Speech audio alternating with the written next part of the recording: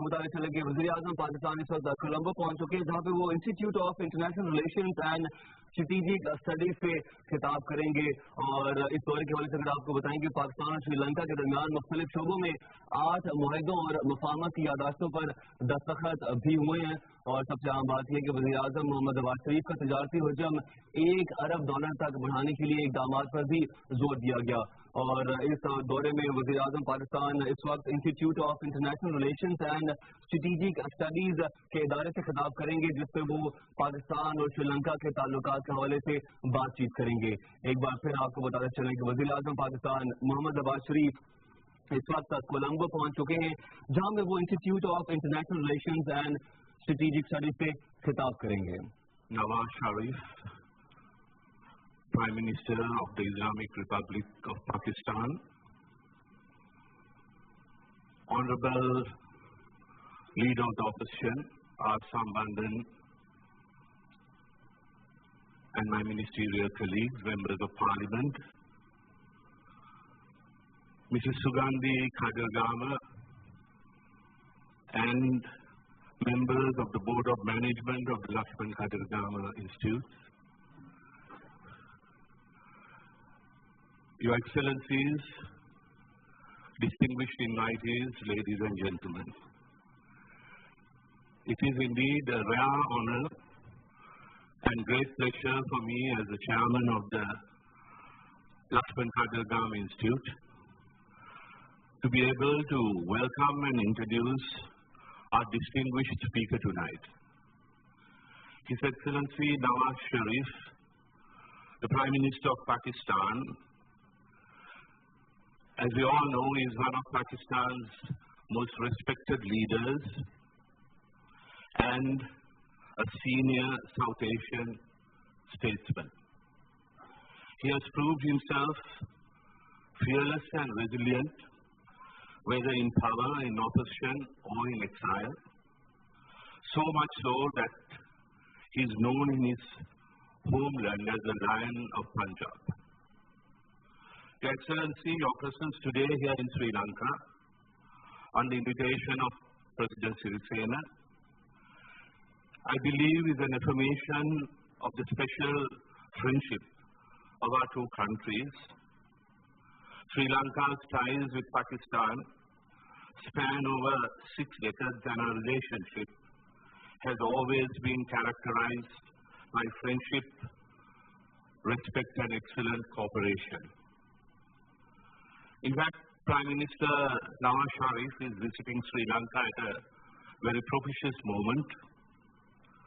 Most Sri Lankans are preparing to celebrate the first anniversary of what is now known as the Rainbow Revolution, which ushered in the Sirisena presidency 1 year ago on the 8th of January.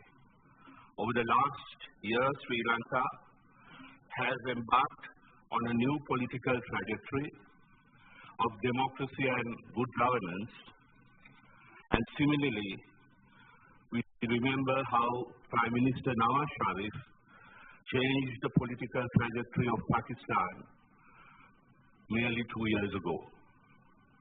Today, with the renewal of democracy, both our countries are moving towards a democratic and prosperous future. Thus, we must now further strengthen and widen the bonds between our two nations. Close engagement between our peoples dates back several millennia. Indeed, historical records reveal that an ancient Indian Ocean trade route connected the Banbore port in Pakistan and the Mantai port here in Sri Lanka. And today, we again look forward to the help and guidance of our friend and neighbor in our new battle to win the peace and make Sri Lanka a stable, economically prosperous country, just as Pakistan helped Sri Lanka in its fight against terrorism for nearly 3 decades. Ladies and gentlemen, Prime Minister Nawaz Sharif was born in Lahore, studied law, and was a great asset to his family business from an early age. He entered politics through the Pakistan Muslim League and since then has held the cabinet portfolios of finance minister as well as many other important cabinet ministries. He first became the Prime Minister of Pakistan in November 1990, remaining in office for 3 years. His second time holding that distinguished office was between February 1997 and October 1999. And today he is a senior statesman whose resilience in the face of adversity can be an inspiration to all politicians all over the world. Prime Minister Sharif has displayed confidence and bravery through challenging times. After returning to Pakistan from exile in 2007, he said, I quote, "We want democracy and nothing else. I'm here to play my role and also to make an effort to rid the country of dictatorship," unquote. He also created history when he was elected the 27th Prime Minister of Pakistan for the third time in June 2013.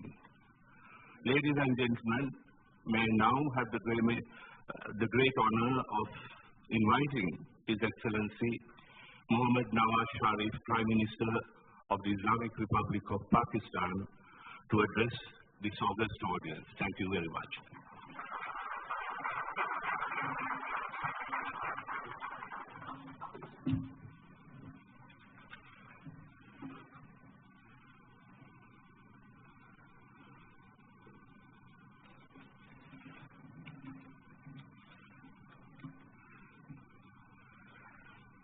Bismillah ar-Rahman ar-Rahim. Honorable Mangala Samarveera, Foreign Minister of Sri Lanka and Chairman of the Institute, Mrs.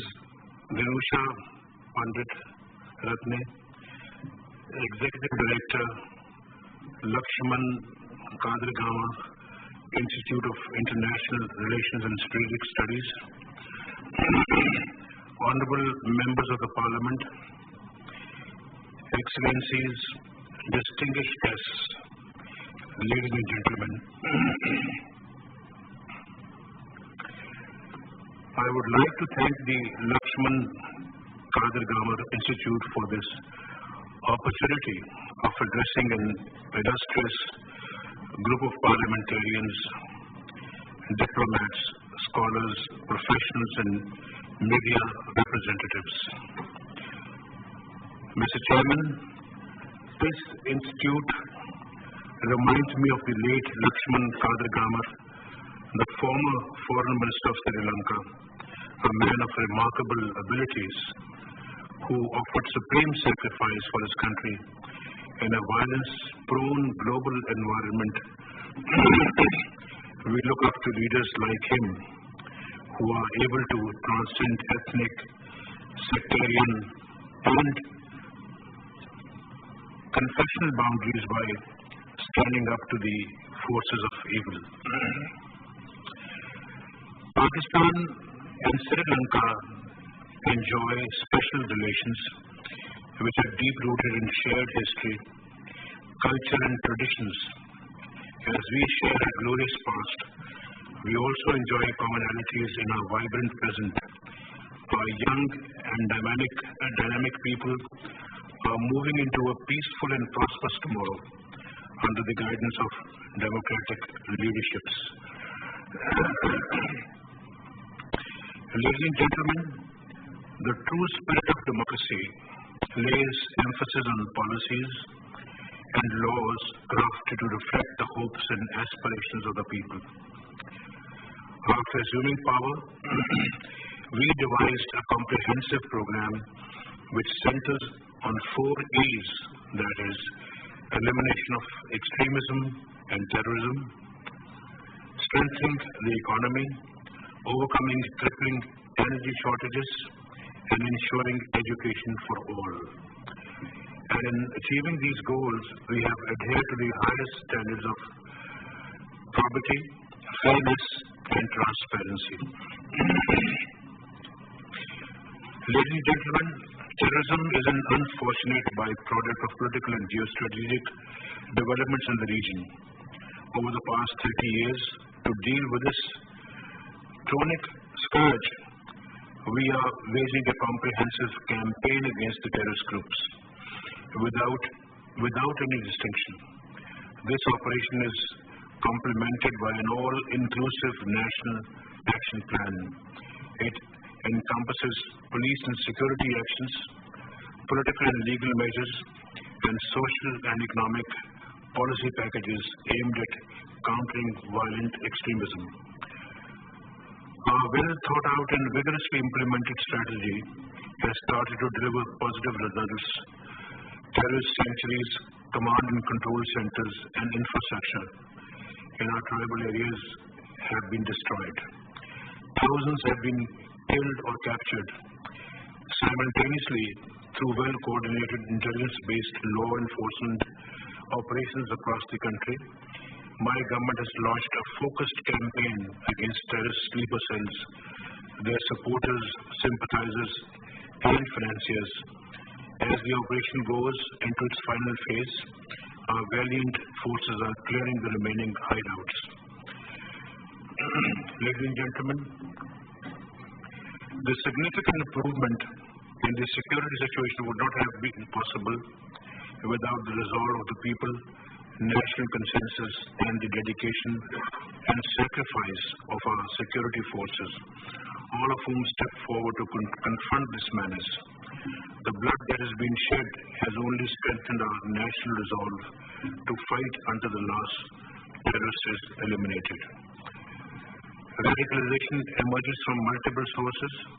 We need to address not only the symptoms of radicalization, but also its root causes, which are often to be found in the political or social alienation and exclusion, as well as extreme poverty. The global threat of terrorism cannot be defeated unless we address its underlying causes. Excellencies, democracy creates far better opportunities for both economic growth and cultural progress than the authoritarian regimes. My government has placed a strong emphasis on bold economic reforms to achieve significant improvement in all sectors of the economy.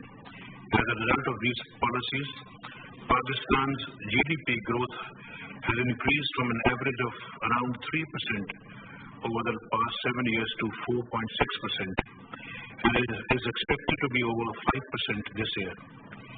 Inflation was at 4.6% in the same year. In the first quarter of the last fiscal year, it is at a historic low of less than 2%. The per capita income has risen by 12.9% in the first 2 years of my government's tenure, while the budget deficit has been brought down from 8.2% to 5.3%. During this period, tax revenues have increased by about 33% due to measures aimed at tax net broadening and removal of exemptions. Ladies and gentlemen, leading international publications, fund managers, and rating agencies have acknowledged Pakistan's outstanding economic performance. Bloomberg has just ranked Pakistan as the best undiscovered frontier market. Morgan Stanley's vice president has predicted that the rise of Pakistan is only a matter of time on account of its strategic location and demographic dividends. Moody's has upgraded Pakistan from CAA1 to B, while Standard & Poor's have improved the outlook to positive from stable. On the other hand, Fitch has given a rating of B to Pakistan. All these positive assessments have been made on the back of a major turnaround in Pakistan's economy. We will continue to take steps to further consolidate these economic gains. My government also inherited an acute energy crisis, which hampered our economic growth and progress. I therefore attach top priority to this sector and to address this severe problem. Since 2013, we have evolved a comprehensive strategy geared towards overcoming the energy problem on a sustainable basis. Our goal is to overcome energy shortages by the end of 2017. Our focus is not just on ending load shedding or outages in Pakistan, but at laying the foundation of a robust energy sector that will meet the country's needs for the next 2 decades. One of the key pillars of my government's policy is to encourage regional integration and connectivity.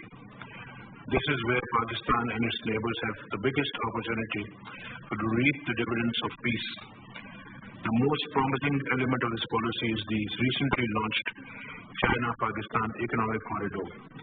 It embraces a package of multiple infrastructure and development projects estimated at $46 billion.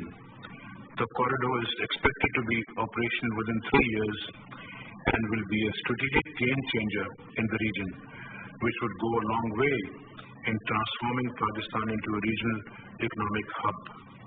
The project also envisages major upgrades and overhauls to Pakistan's transportation infrastructure.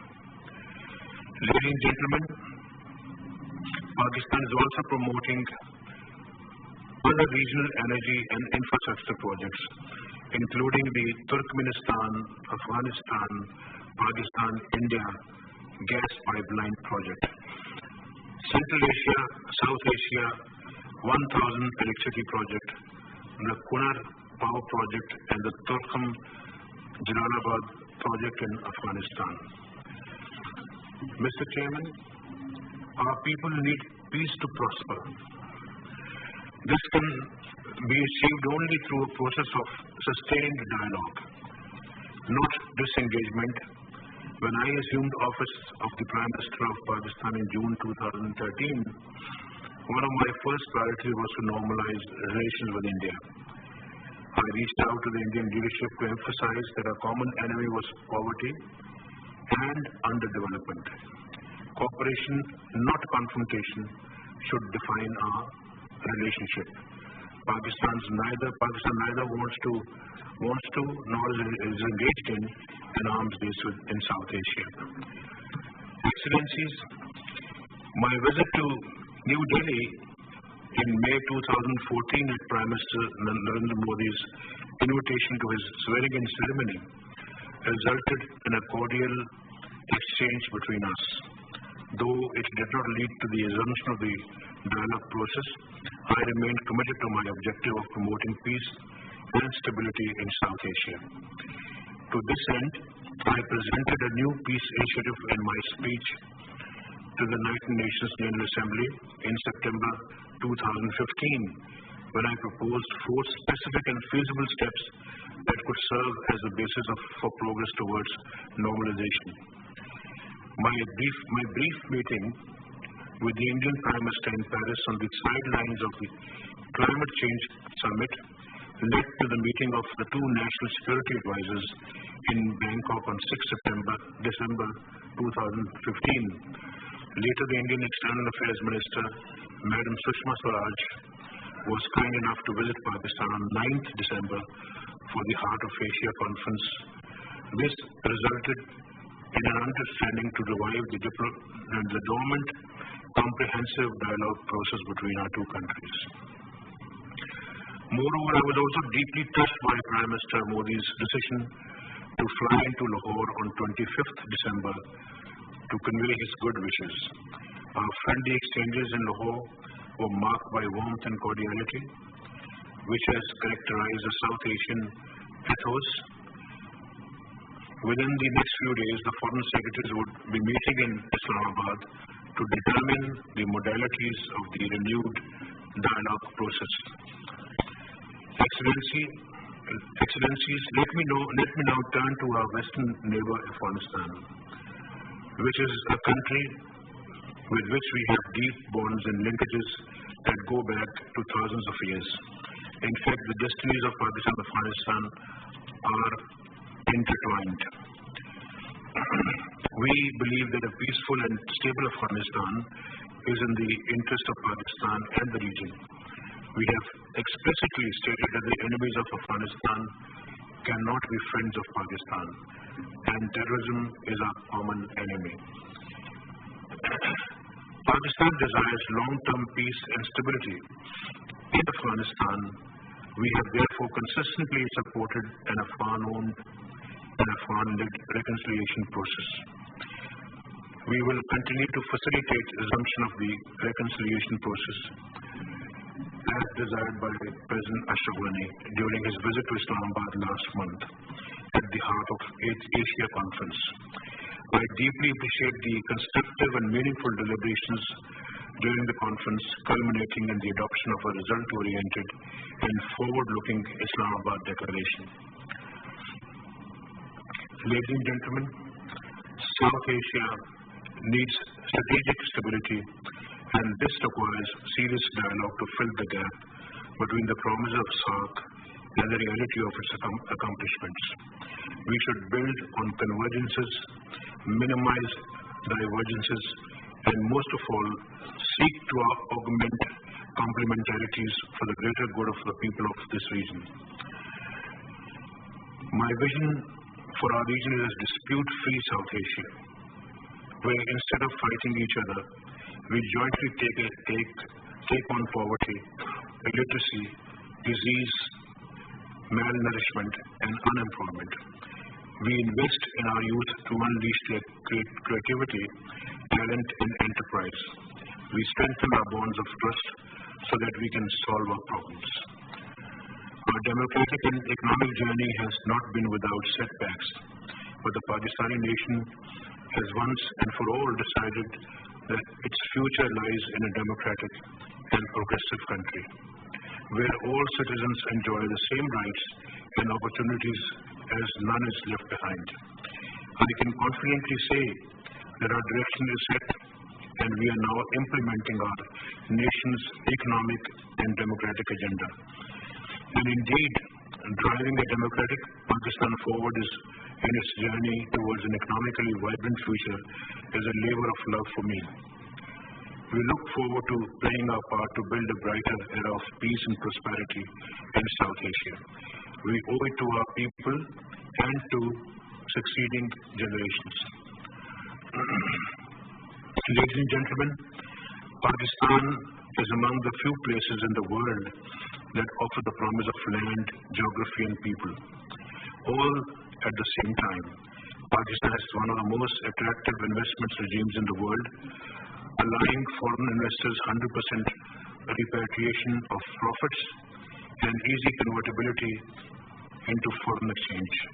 Numerous investment opportunities are available in the energy sector, consumer goods, food and agriculture, housing, healthcare, education, finance services, capital markets, information technology, oil and gas, and infrastructure sectors of Pakistan. We have also enacted Special Economic Zones Act, which provides numerous investments and investment incentives. I would like to avail myself of this opportunity to invite Sri Lankan businessmen and investors to come to Pakistan to reap the enormous peace dividend in Pakistan that is accruing from rapid economic growth as a result of the Pakistan-China economic corridor and other multi-billion-dollar investments. My government is willing to provide duty-free and quota-free access to large number of priority projects of Sri Lankan exports to Pakistan. I also assure you that my government will support all endeavors by Sri Lankan business houses to market their products in Pakistan and enhance their business relations. Mr. Chairman, the people of Sri Lanka are close to the hearts of the people of Pakistan. I also know that similar sentiments prevail in this beautiful land. We need to constantly nurture this unique bond of friendship, solidarity, and brotherhood that was established soon after our independence. This reminds me of the message of Qaid-e-Azam Muhammad Ali Jinnah on the occasion of the then Ceylon's independence on 4th February 1948, and I quote, "Pakistan has the warmest goodwill towards Ceylon, and I am sanguine that the good feeling which exists between our two people will be further strengthened as the years roll by and will bring us into still closer friendship." Unquote. Excellencies, indeed Pakistan was one of the first countries visited by Ceylon's first Prime Minister, Mr. D.S. Senanayake, in 1948, during which he held talks with Quaid-e-Azam, who is known as the founder of the nation, Muhammad Ali Jinnah. Our unique relationship has evolved in accordance with the vision of our founding fathers. Our multifaceted relations are firmly established on the bedrock of sincerity, mutual trust, feeling of empathy, and desire to help each other through thick and thin.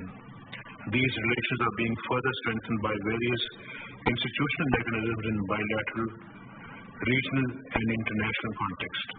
Pakistan still remembers a strong support extended by the government and the people of Sri Lanka in 1971, despite external pressure.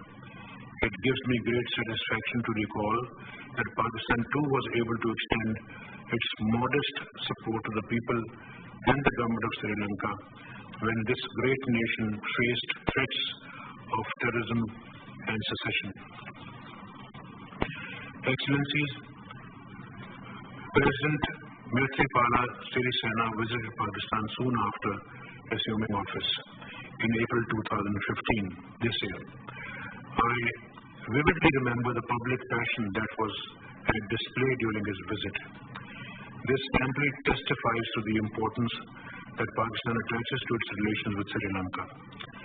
The visit provided us an opportunity of solidifying our cooperation in new key areas such as civil nuclear field, disaster management, shipping, health, and counter narcotics.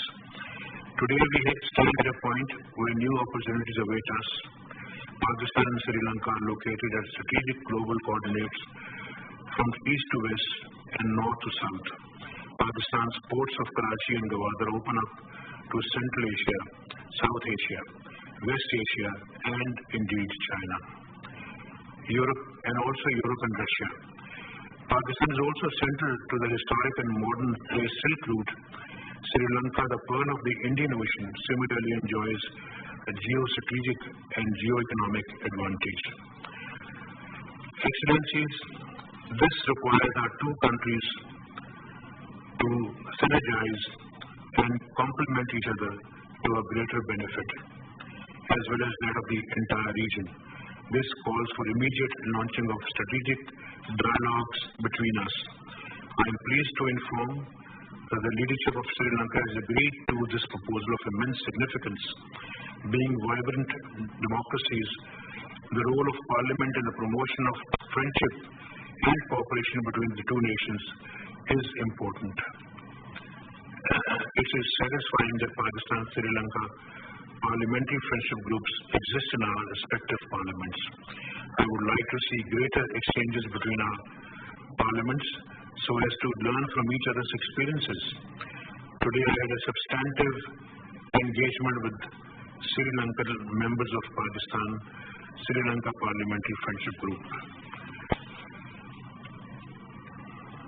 Mr. Chairman, coming to the economic cooperation between our two nations, I would wish to say that Sri Lanka enjoys the exceptional position of being the first country with which Pakistan entered into a free trade agreement. The present volume of trade, of course, is far low than the true potential which exists there. When President Sirisena visited Pakistan in April 2015, we decided to set a bilateral trade target of $1 billion. To realize this objective, both countries have to work with the greatest resolve and commitment. Many business delegations from Pakistan have visited Sri Lanka and vice versa. Our Commerce Minister's recent visit to Sri Lanka is a testimony to our serious endeavors to achieve the trade target of $1 billion. My own visit is aimed at enhancing and energizing the economic content of our relationship. Excellencies, the two countries have agreed on the inclusion of services and investment chapters in the bilateral FTA. This would enable our companies to form joint ventures for export to third countries. Given the strategic locations of our two countries, the opening of the services sector also holds a lot of potential which needs to be exploited. Exchange of business delegations and holding trade fairs would also play a crucial role in realizing this goal. I am pleased to inform you that the Trade Development Authority of Pakistan is organizing a Pakistan Single Country Exhibition in Colombo from 15th to 17th January 2016. I would like to invite the Export Development Board of Sri Lanka to organize a similar exhibition in Karachi or any other city that they prefer. We are also examining the possibility of setting up of a joint investment company and having a currency swap arrangement with Sri Lanka. Ladies and gentlemen, Sri Lanka enjoys a key position in the Indian Ocean and has much to offer in terms of maritime cooperation and maintenance of peace and security in the Indian Ocean region. Pakistan desires enhanced maritime cooperation with Sri Lanka and seeks increased engagement the armed forces of our two countries, between the armed forces of our two countries. Pakistan will continue to offer training facilities to the Sri Lankan armed forces, police, and other institutions. Finally, ladies and gentlemen, we in Pakistan do not merely admire the brave and indomitable people of the enchanting island who, under inspiring leadership of President Maithripala Sirisena and Prime Minister Ranil Wickremesinghe, have strengthened Sri Lanka's unity and integrity, peace and harmony. More importantly, we greatly value Sri Lanka's abiding friendship and resolute support for Pakistan over the past many decades. We are now resolved to jointly enhance and strengthen our cooperation in all spheres in order to make this relationship a strong bulwark for peace and stability in the region. Long live Pakistan-Sri Lanka friendship. I thank you all.